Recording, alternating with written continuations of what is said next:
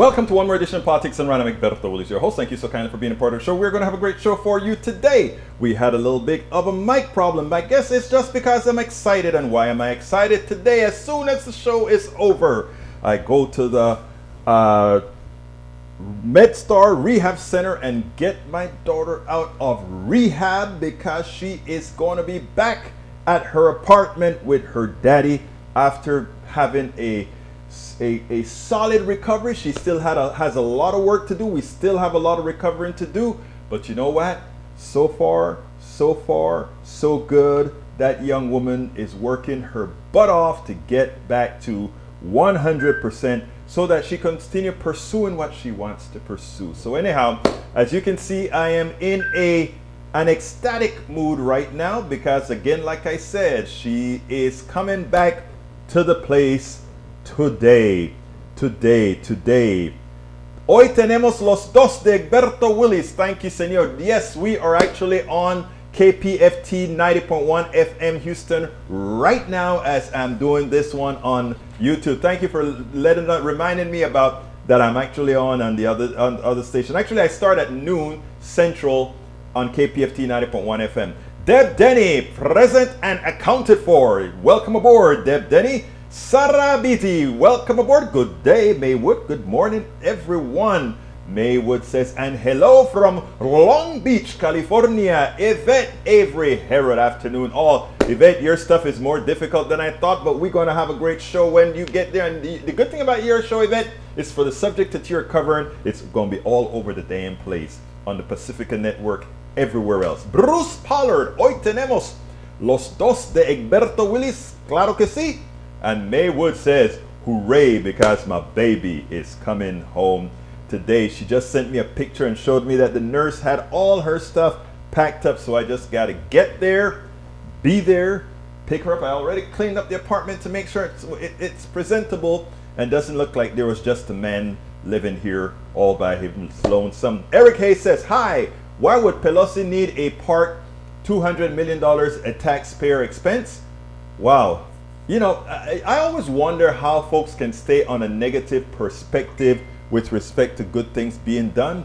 But again, Eric Hayes, I am not going to answer any of your questions of that sort. A part for $200 million that is worth $200 million is worth $200 million, and I love it. So that's the answer to the question. Anyway, I want to start this way with the program. Let me first let you guys in on what the program is. I guess that's what I better do. Put it on the screen. Vamos a ver que lo voy a tener ahora aquí. Their program today. Corporate-controlled centrist Democrats are screwing progressives and Americans. How? Why? Look, Biden went out and he spoke to the Congress today and he says, trust me. We are going to get the Senate to do the things we want. Of course, the trust that we want is going to be on the stuff that's only how much again? By the way, it's only going to be about a $1.75 trillion, which is a hard cry from the $3.5 trillion, which is far from the $9 trillion or so that we really need. That was more than stolen from the middle class. But we must enjoy that $1.75 trillion, be happy with it, right? Because we actually got to the lowest common denominator. Manchin, who wants to continue the corporate enslavement of Americans. And I'm serious about when I'm saying the corporate enslavement of Americans, people. We've got to get rid of, we have to start being smarter with ourselves. We have to start being smarter and understanding how our economic system really works. Why am I saying that? The only reason Manchin can get away with it, coming from the poorest state, all the things that Manchin wants to cut out of the budget are things that his state desperately needs. Family leave. His state desperately needs it. Better services.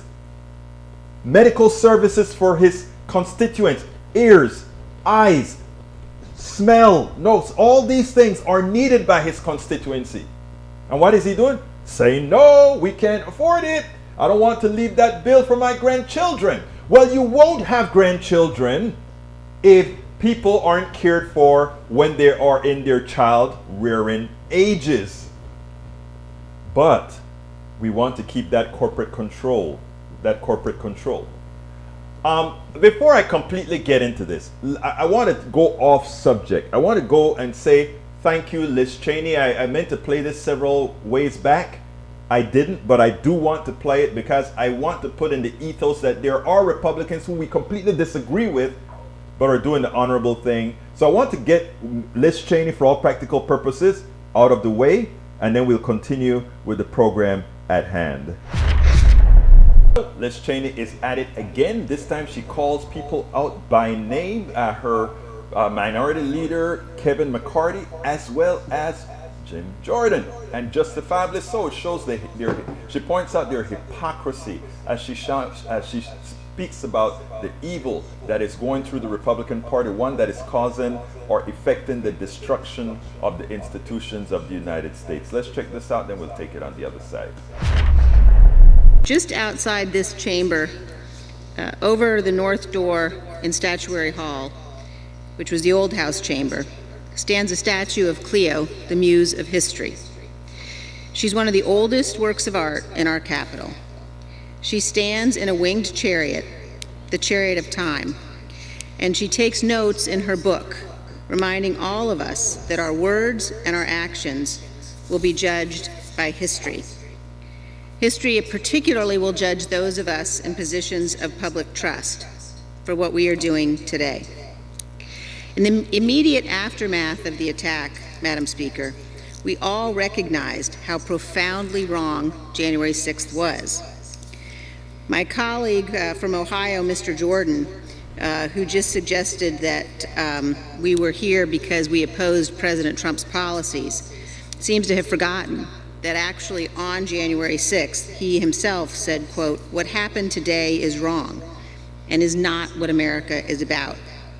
The next day, Mr. Jordan said, "What happened Wednesday is a tragedy. Everyone knows it's as wrong can be." And today, Madam Speaker, the former president suggested that the violence was justified. My colleagues in the Republican Party, the Republican members of this body, have to understand, have to recognize that there's a moment when politics must stop if we want to defend and protect our institutions. A violent assault on the Capitol to stop a constitutional process of counting electoral votes is that moment. They all knew that on that day. In fact, the minority leader himself stood in this chamber and said, quote, "The president bears responsibility for Wednesday's attack on Congress by mob rioters. He should have immediately denounced the mob when he saw what was unfolding." Mr. McCarthy was right then. The president bears responsibility. We need to know what happened. This body must have the ability to understand what caused the attack, to understand who was responsible, and to take legislative action to ensure that it never happens again. Madam Speaker, I urge my colleagues to support this motion for contempt for Mr. Steve Bannon. I urge them to do so because it is right. It is morally right, it is constitutionally right, and it is all of our duty. And with that, I yield back. Couldn't be any clearer. Couldn't be any clearer. She didn't only call out Jim Jordan and Minority Leader Kevin McCarthy, but she also called out all Republicans who are voting against saving the democracy. Good job. Again, Liz Cheney, I don't agree with your ideology at all, but your fight for democracy, we are one. Okay, right now, and I want to play something that I recorded. I wanted to record it in a moment. So as I was thinking about it, so I did it late at night, I think it was that I did it. When all I was hearing on TV was how the Virginia race is going to be lost by the Democrats, etc., and what it would mean if they lose. Now, if they lose, it's something that's expected, right? If they lose the race in Virginia, normally every time you have a president, the governor of the other party is the one who generally wins. But anyhow, what happens if they're wrong? Will they change that negative narrative that progressives and Democrats tend to have? I kind of spoke about that, and I wanted to get my words together, and here's what I said then. After watching all the news programs today, you know, there was one central message about the Virginia governor's election with McAuliffe running against a Trump-like candidate, and it was doom and gloom, doom and gloom. We have to remember this. If somehow McAuliffe loses the election, it's like black clouds will be there for the Democratic Party. I don't believe that. I believe that in the moment, in 2022, based on what's occurring in the economy, based on whether progressives and Democrats have done what's necessary to lift folks up, that'll determine 2022, not the governor's election. But likewise, we have to remember that off-year elections in Virginia always seem to go towards the towards a person that's not leading that's not in the White House, even though McAuliffe, the guy who's running right now, is the one who was the exception to that rule. That said, let's hold the mainstream media accountable. It will be black clouds if McAuliffe loses the election, in their opinion. Let's see if their narrative will change when he wins the election, that's what I believe. I think people in Virginia, progressives and Democrats alike, will wake up and say, we cannot have a Trump-like governor in this state. And I think they will defy what the polls had said, just like they had in the last election as well. The margins were a lot larger than what the polls had said, and there is a distinct reason why that is the truth. So let's hold the mainstream media accountable when McAuliffe wins in this election in Virginia, and watch to see if they really will change their tune about Democrats and progressives, or they will continue to try to malign Democrats and progressives for corporate reasons. Remember, one of the things the mainstream media does is suppress the vote of progressives. Why? Well, who pays them? And again, this is not done maliciously, it is done subconsciously, but it is done. And the reason we need independent, progressive, activist media is to inform people the way they really should be informed. Absolutely so. We must inform people the way that it should be, and that is what we are going to do, what we continue to do here at Politics Done Right, and what you support here at Politics Done Right. Now, as it turns out, Biden just came on and he spoke a few minutes ago, and he made this $1.75 trillion look like a very good bill. And I want to digress. It is a very good bill. It is going to help a lot of people. I want that positive notion to be out there first. In as much as we needed $9 trillion, $1.75 trillion is $1.75 trillion we would not have received had we been under Republican control. Let's get that out of the way. It is important for you to acknowledge that. Had Republicans been in control of the Senate, the House, and the presidency, we would not have gotten $1.75 trillion. We would not have gotten the rescue bill. We would not have gotten any of these programs that help people. We would have gotten all kinds of tax cuts to tell corporations to go ahead and give stipends, or to go ahead and it would have been terrible. We understand that. And it is important for us to tell people who are thinking about, well, the Democrats didn't come through for us, let's not vote. It is important for us to get that out of the way. We would have placed into the economy under the control of a Democratic House over $6 trillion of aid that Americans needed. That is a rescue plan. That is a plan that occurred under when Trump signed the first bill. All of those things were done under the House. Let's remember that.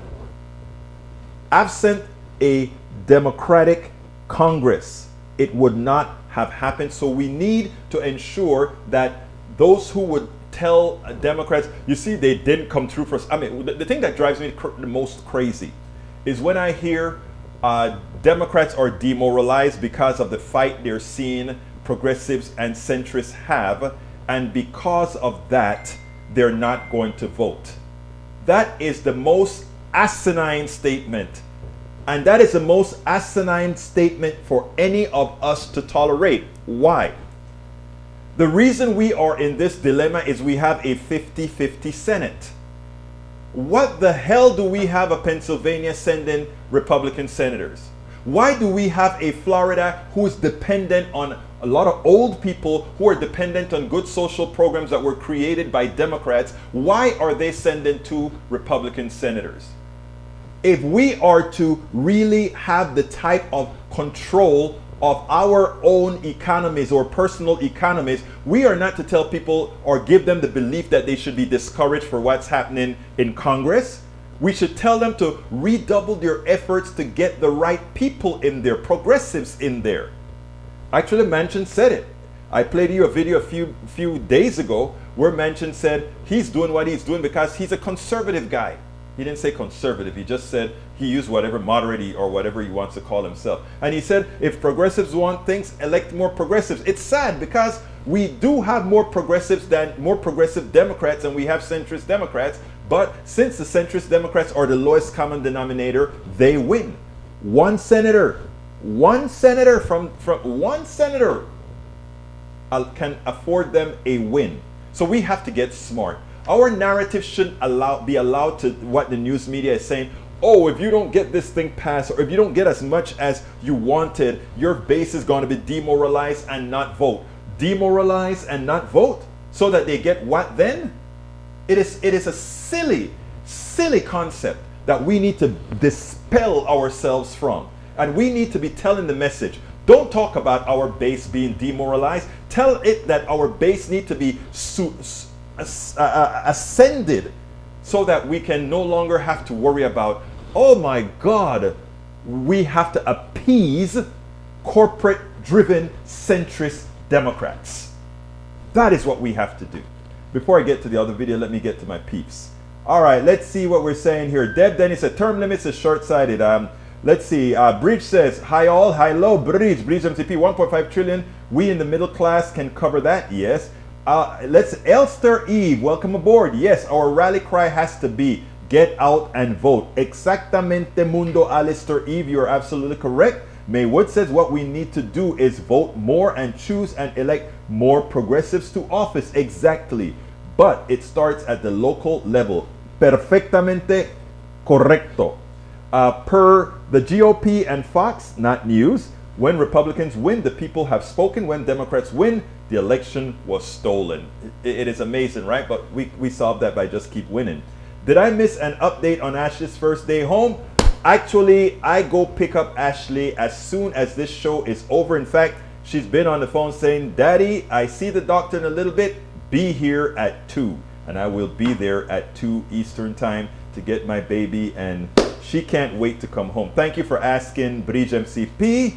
Let's see. Maywood says, cities, countries, and states. There are no small elections. You're absolutely right. Estás exactamente correcto. Okay. So please, let's make the narrative. Let's make the narrative, people.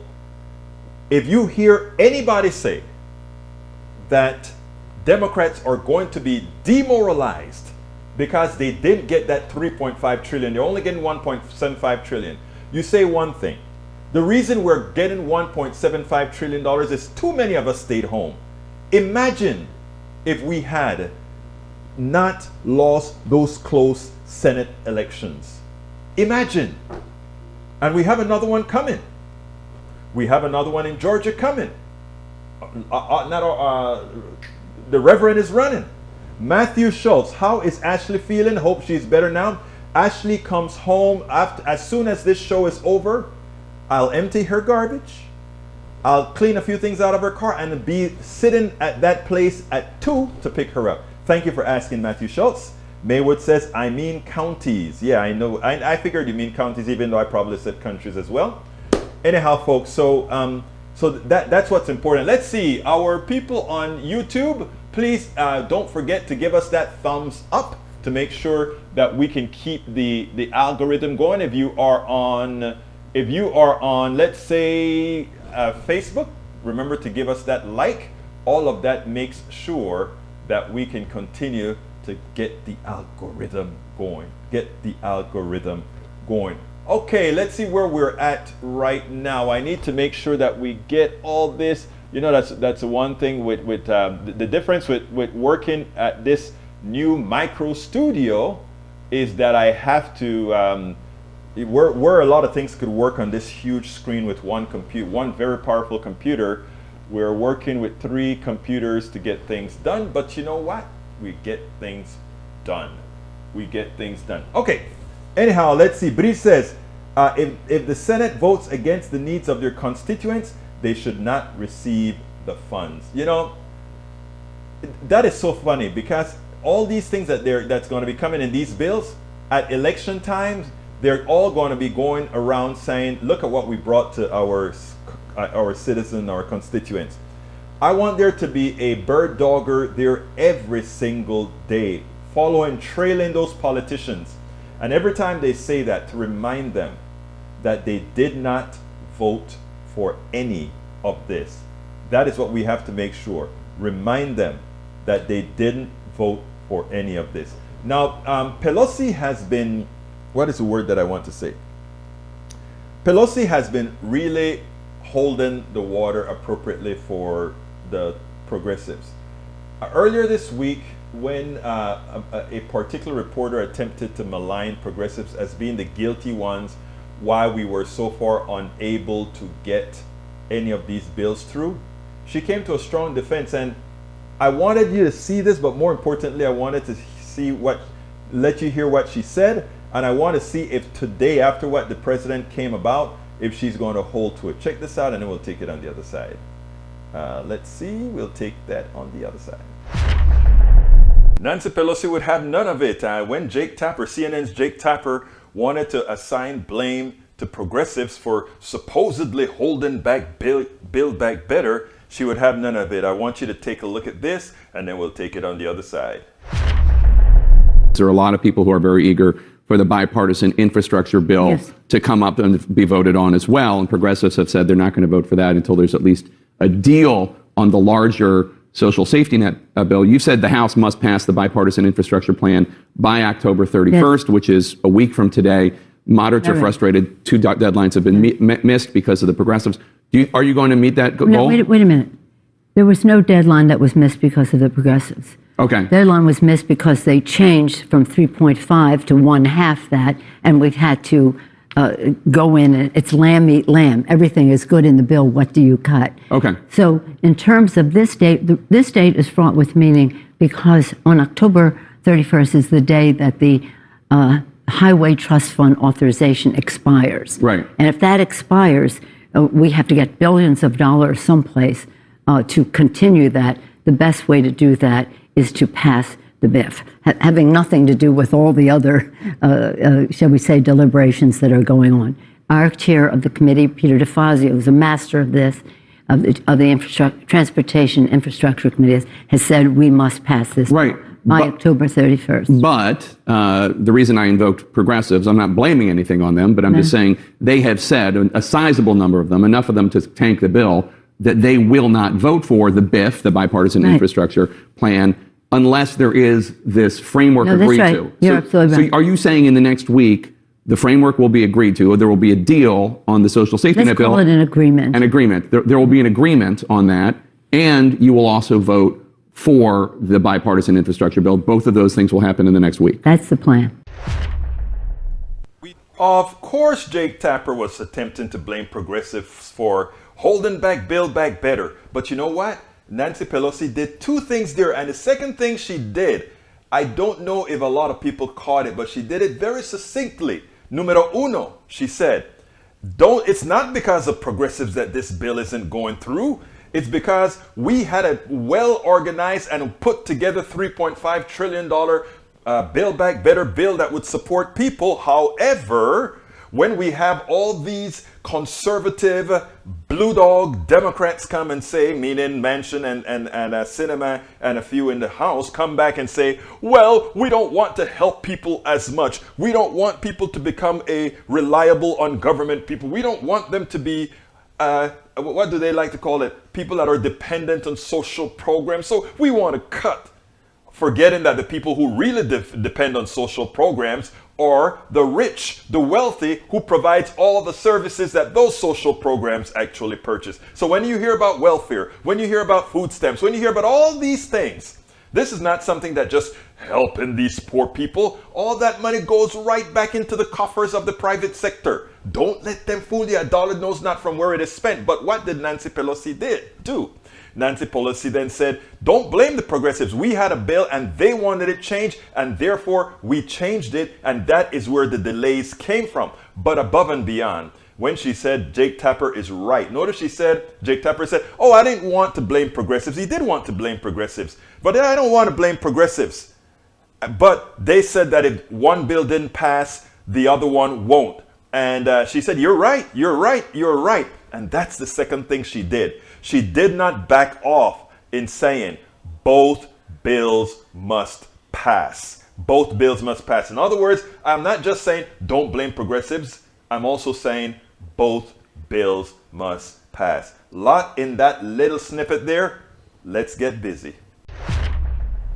So now comes today. We hope that is the case. Want to let you know we have a new PDR Posse member. Welcome all. Please all welcome Miguel Alameda. Welcome Miguel Alameda right now for becoming a new member of the PDR Posse. Thank you so kindly, Miguel. We cannot do this without the support of our listeners or watchers, the people who read our stuff, the people who do all of that. Thank you so kindly, Miguel, newest member of our PDR Posse. You are so kind to have you on board. Rose Williams, welcome aboard. Yes, Bridge MCP, she's pretty good for her age or for any age. Let's see, Matthew Shaw says, it's already been cut in half while the military gets more than ever, even as before. We are being sold out. We've constantly been, and that's why we say we have to vote the right people in though. We can't believe the corporate media. Look,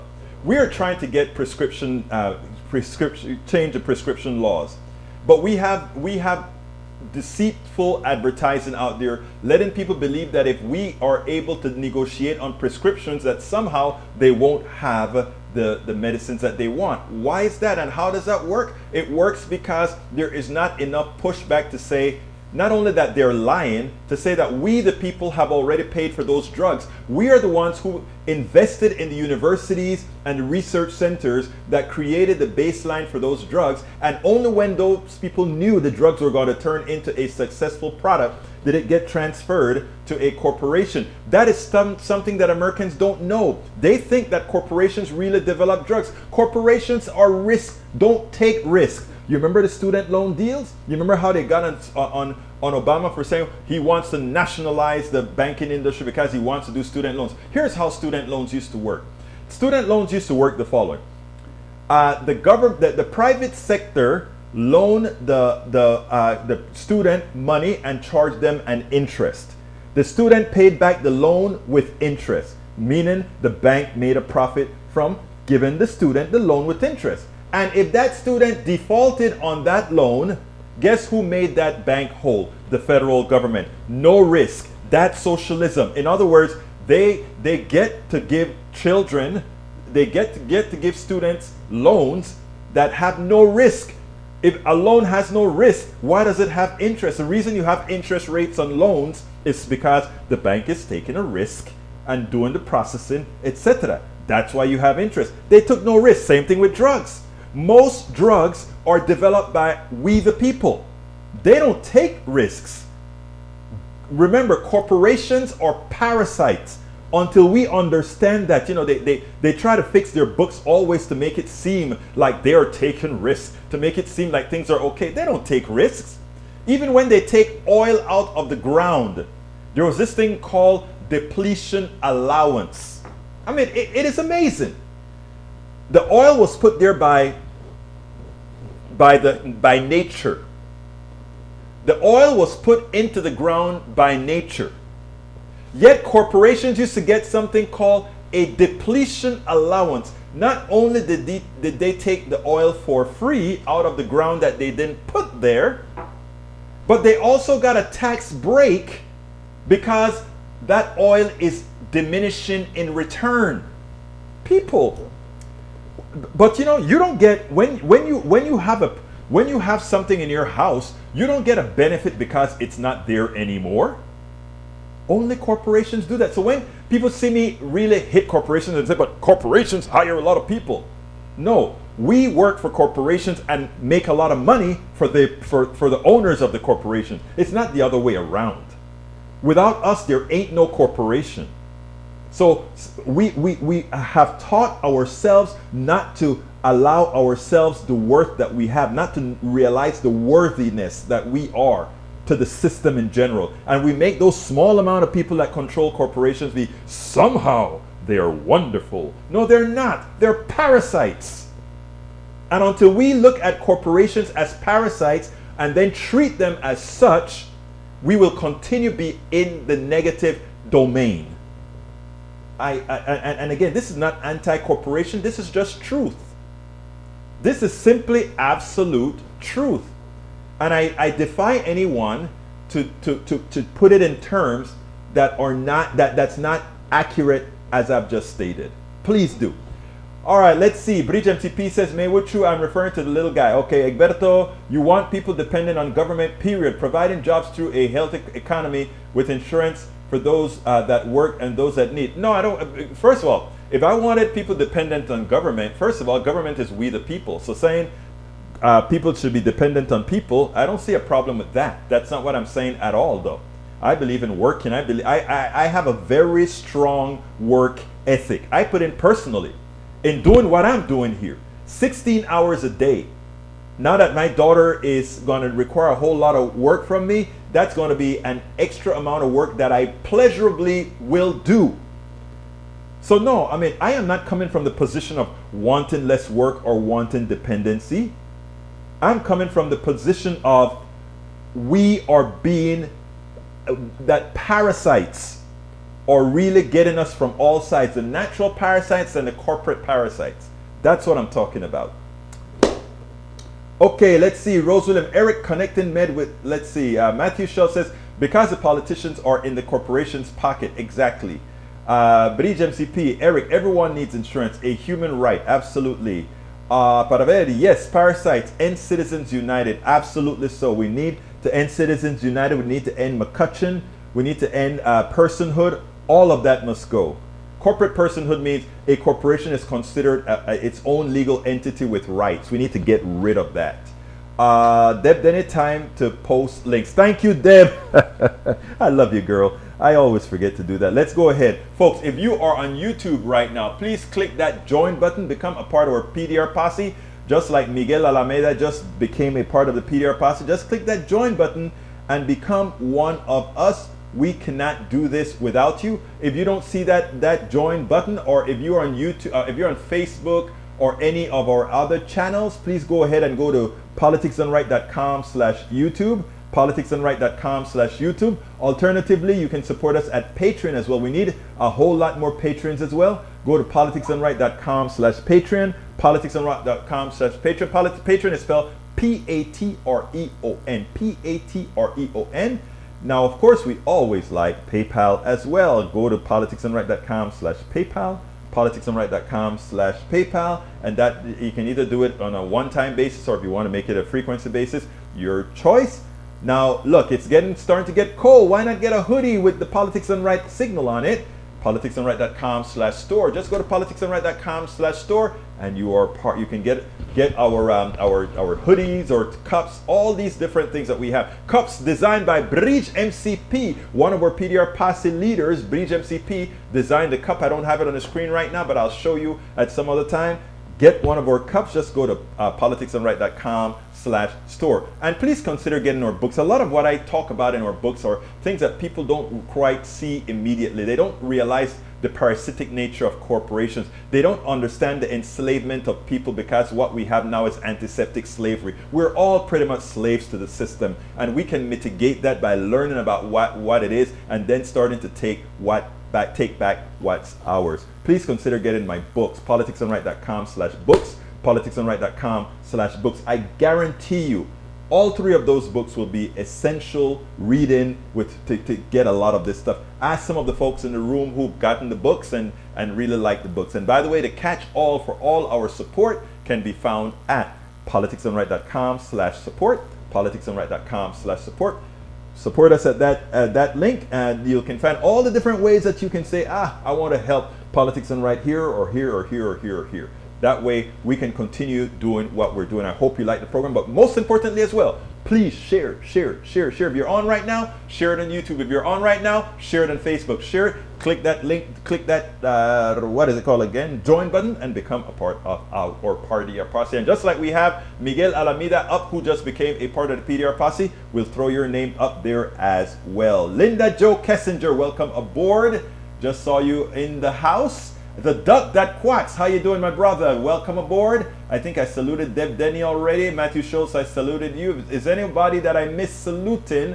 Please drop me a line. I love to call out all the people in our chain. Anyhow, it's time for us to get to our third video, and it has our fourth video, and this one has to do with an evangelical, and I'm going to tie it into the last video with Sakaria, Farid Sakaria. So let's go ahead and listen to what this evangelical has to say, and then we'll move on from there. We sit down and wonder, how can Donald Trump control so much of certain parts of America? And you know, I've always spoken about the church's involvement in society and what it has done. Sometimes it can do good, sometimes it can do bad. Sometimes we have pastors, you have to wonder what they're paid for. You wonder why we can't get certain types of legislation through, etc. It is because these guys have control of the minds of many. I want you to take a look at this, and then we'll go ahead and take it on the other side, because this is simply amazing. One of the more unexpected developments in American politics in the last 5 years has been the enormous popularity of Donald Trump among the so-called values-voting evangelical community. Mr. Trump won 77% of the evangelical vote in 2016, and then he won 84% of it last year. My colleague Ann Thompson traveled just outside of Knoxville, Tennessee, to report on the friction over what it means to be an evangelical today. Under this flag-painted roof, religion and politics mix. I want Trump to come back sooner than later. But you know who'd be a lot better than Trump coming back? Yeah. Jesus coming back.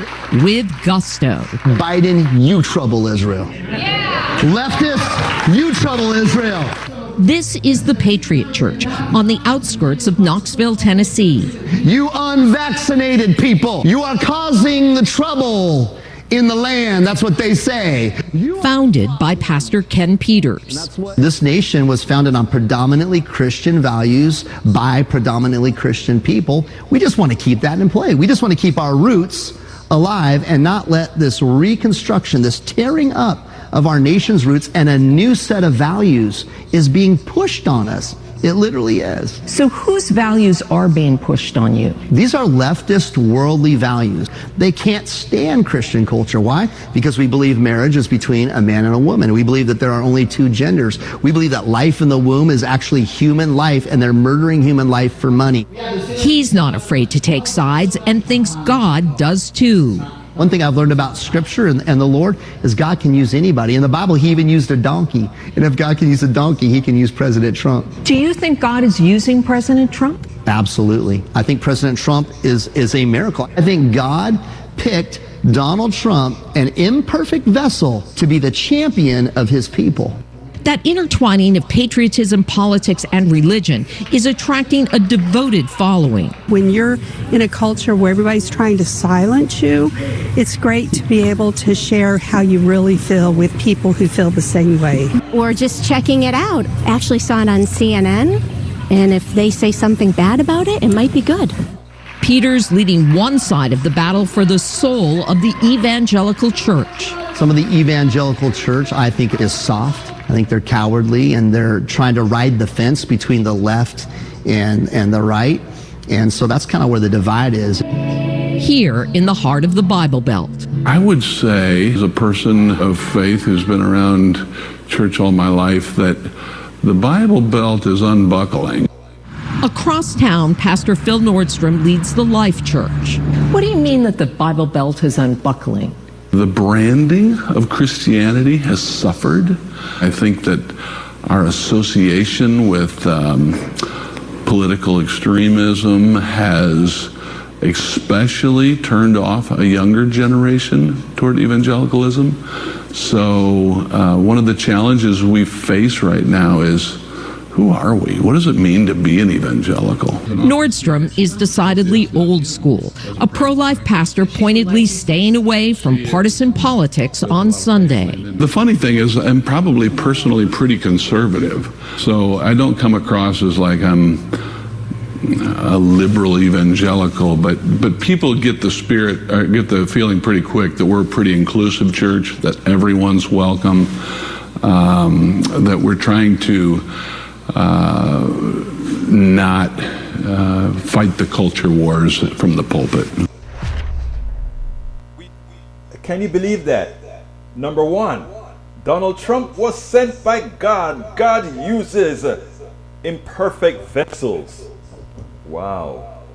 What an imperfect vessel he used this time. But I mean, the pastor that came afterwards was more circumspect, and he called the reality. The Bible Belt is unbuckling. What he didn't talk about is, why is the Bible Belt unbuckling? And that goes a lot into not only the financial angst of people, but that continuous message of the other trying to take what is yours.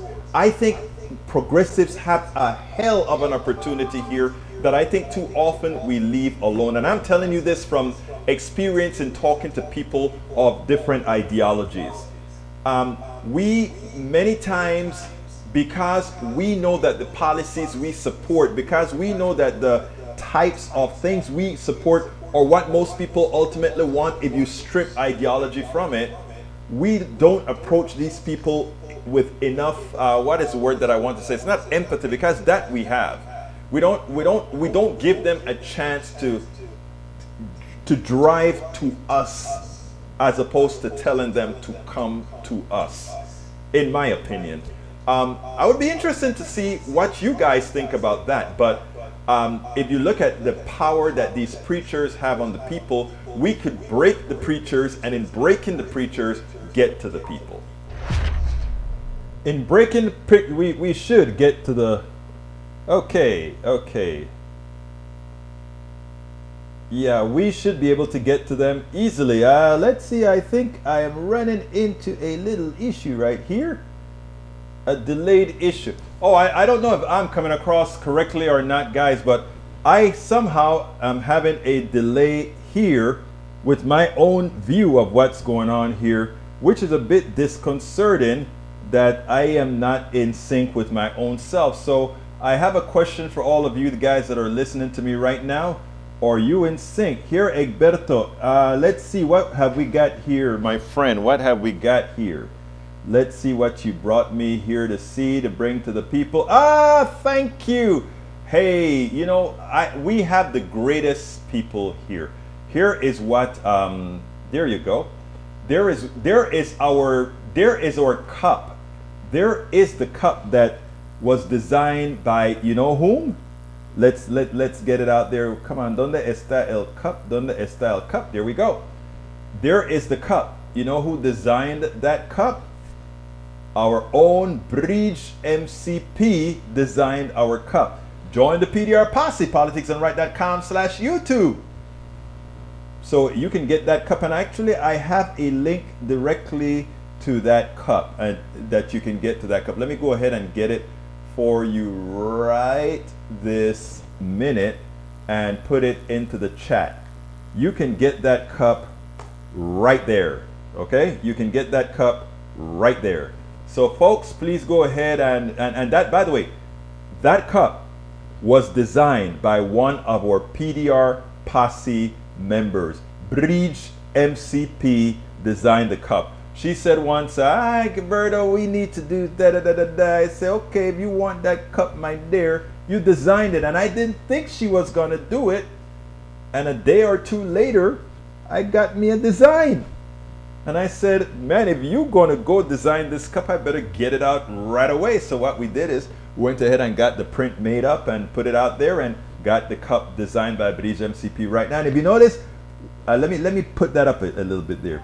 If you notice, we have it there, designed by PDR Posse leader Bridge MCPs, right there in the cup. We like to give credit where it's due.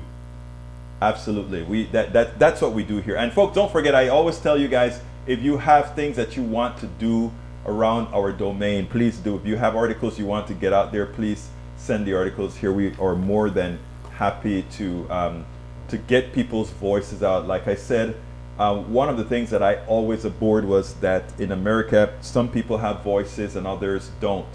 And I'm one of those who believe every single person should have a voice. Every single human being voice should be heard, no doubt about it. So I mean, that is how it goes.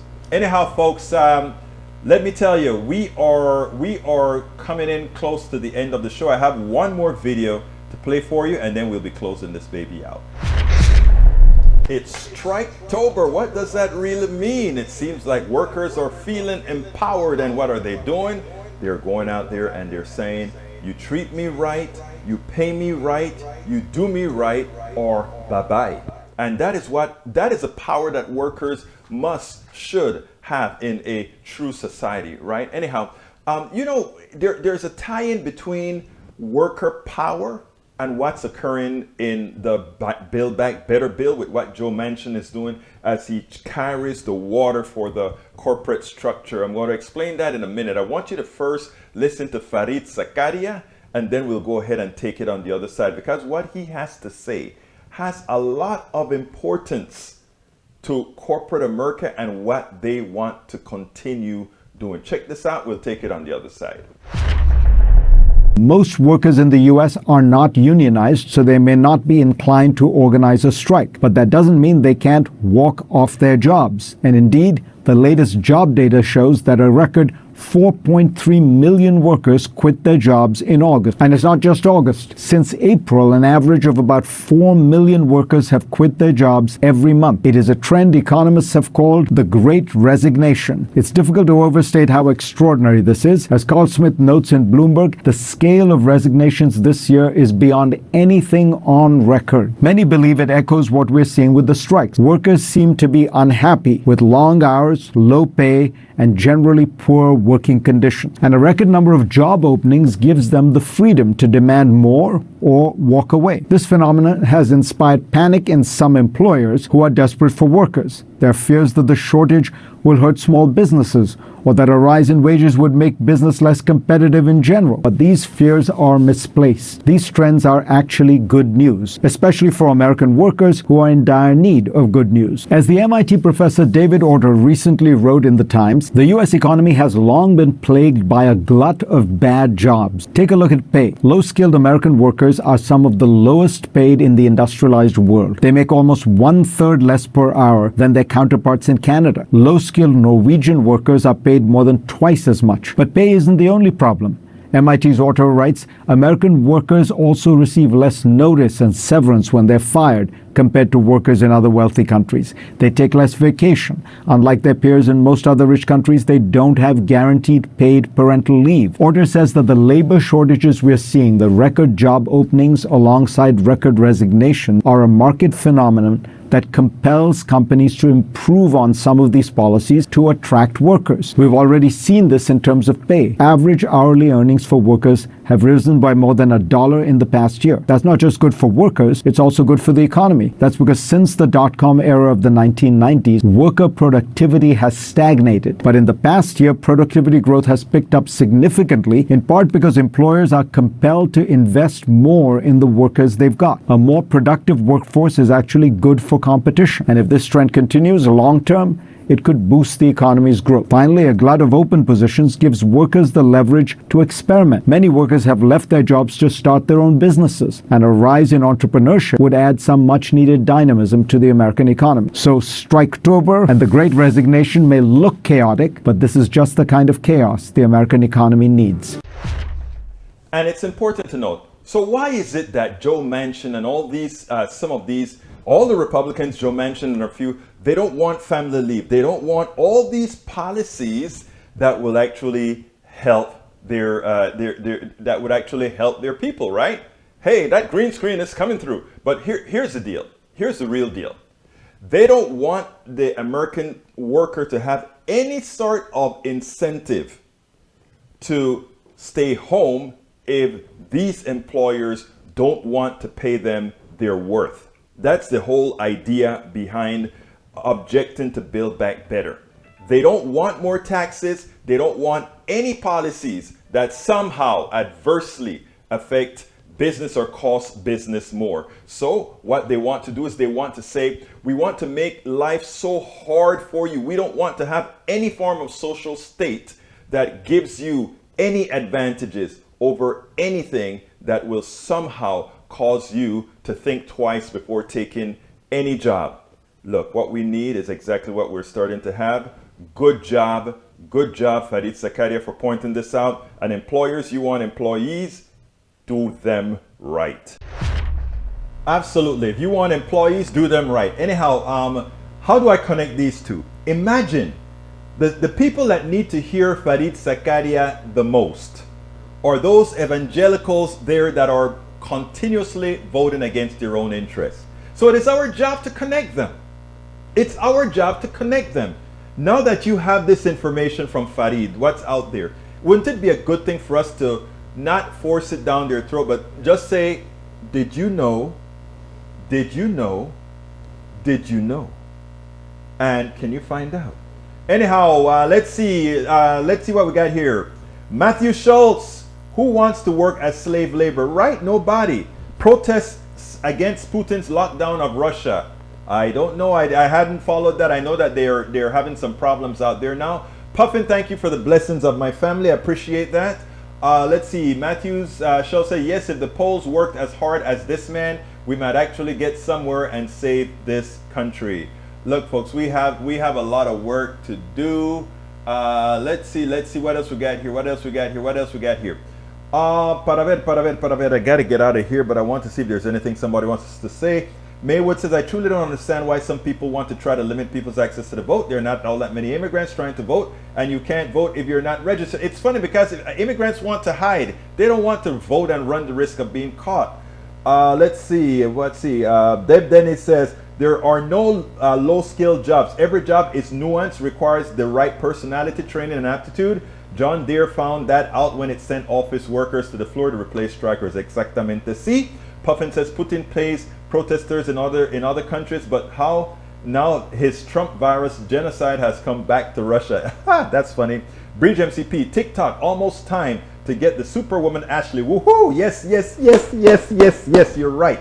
Maywood says, replying to Bridge, let's face it, it helps high unemployment. Nanette Bird Smith says, Team Ashley strong. Thank you, Nanette Bird Smith. Puffin says, Deb, my grandma's friends was the first female John Deere dealer. She had the protest for it. Personally, I think anyone who files their taxes should be allowed to vote. I kind of like that too, because you are sustaining the country, right? Is that what you're saying as well? Rose William, great. Rose William says, give Ashley our love. I surely will give Ashley our love. Anyway, folks, I got to get out of here. My name is Egbe. Before that, let me do the links one more time. Please, if you are on YouTube right now, click that join button. Become a part of our PDR Posse. Become a part of a member. Also, give us that thumbs up on YouTube right now before you do anything. That thumbs up, and then click that join button. Become a part of our PDR Posse. Alternatively, if you don't see that, or if you're on Facebook, or if you're on Twitch, or any other one, please go to politicsdoneright.com/YouTube. Politicsdoneright.com/YouTube. Alternatively, you can go to politicsdoneright.com/Patreon. Patreon is spelled Patreon. Patreon. Politicsdoneright.com/Patreon, so that we can continue doing what we're doing here.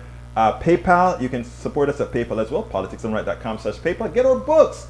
I promise you, you will enjoy the books. One of the books, I even tell my story about being a part of our band, the Dynamites. Anyway, check that out at politicsdoneright.com/books, politicsdoneright.com/books. And please, if you want to catch all the different links where you can provide us support, politicsdoneright.com/support. Thank you so kindly, Linda Jo Kinsinger. So to you and your family, Egberto, thank you for the love. Thank you for the love. John Deere will fold, support the strike. Thank you so kindly, everybody, for being here. I'm off to get my daughter. My name is Egberto Willies. This is Politics Done Right, and you know how I end this baby. I am what? Out. We spend a lot of time deconstructing the news, trying to parse it into a form that everybody can understand. We try to find those little nitpicks where it flies above the fray, etc. If you really like these videos that we do, I want to ask a big favor. Please go ahead, number 1, subscribe to our channel, and number 2, please join if you can. Thank you so kindly for watching. Keep watching. Please remember to share. We must populate the entire internet with our progressive message, a message that we know is what most Americans say that they want. So help us, please join.